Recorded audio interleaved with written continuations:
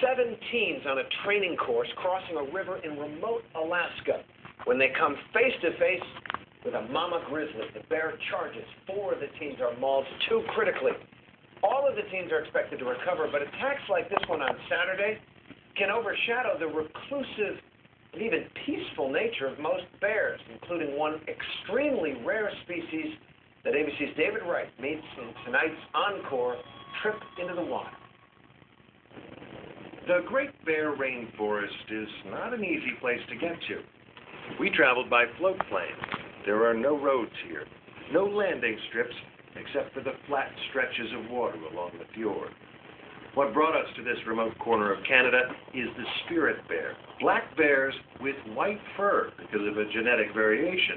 They look like miniature polar bears. It's a magnificent bear, and it's extremely rare. The bear, sometimes called Canada's panda, is the marquee species for a region that's also crowded with grizzlies, eagles, and whales. But the Great Bear Rainforest now faces a threat. A massive oil pipeline being proposed to bring oil to British Columbia so that it can be shipped to China.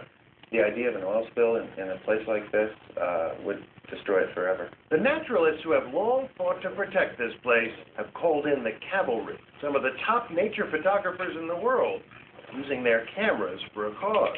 There are very few spirit bears, so if you want to see them, you have to put in the 18-hour days for 6 weeks at a time to see just a few glimpses of this white bear.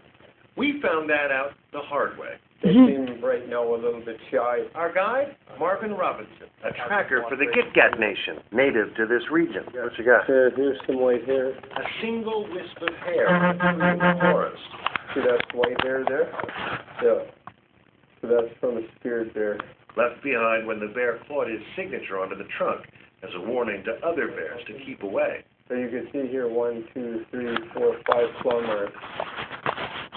Hopefully we'll run into them. Yeah, that'd be nice if we got to see them. Marvin's tribe considers the spirit bear sacred. We call it Moxtamal. And Moxtam means white, and all is there. He says until recently, the Gitgats spoke about them only in whispers. We weren't even allowed to talk about it. If we were sitting at the dinner table, and somebody mentioned that they seen one, everybody would tell you to keep it quiet. Really? We don't want too many people to know. The bear seems only too happy to cooperate. By the end of our first day, the only spirit bear we saw was the totem painted on the wall of the lodge in Hardin Bay, Marvin's hometown, population 150. The tribal elders here strongly oppose the pipeline. We need all of you to help us, to help our spirit bears. Proponents of the pipeline insist there's no cause for alarm. The pipeline, they note, would skirt the Great Bear Rainforest itself. Oil would travel through the region only in modern double-hulled tankers, guided by tugboats. We believe the potential of a spill is remote. We'll also put in very thorough plans about what we'll do in the event of a spill. But I think the public needs to understand those and be confident that we can respond effectively if there is an incident. The native fishermen are skeptical.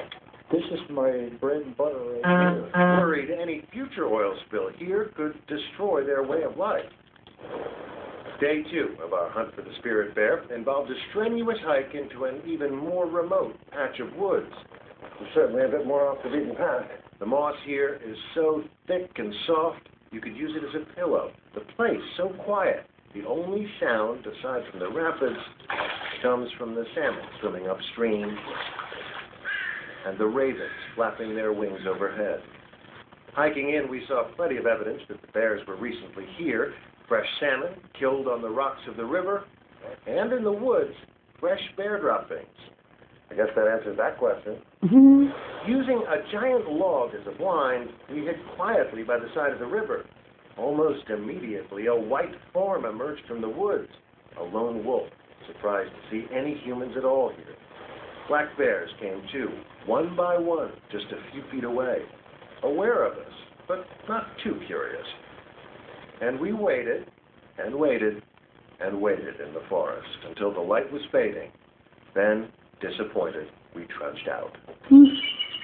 Our last day of shooting, we set off early, hoping for better luck. And suddenly, there he was, in an open field at the edge of the woods.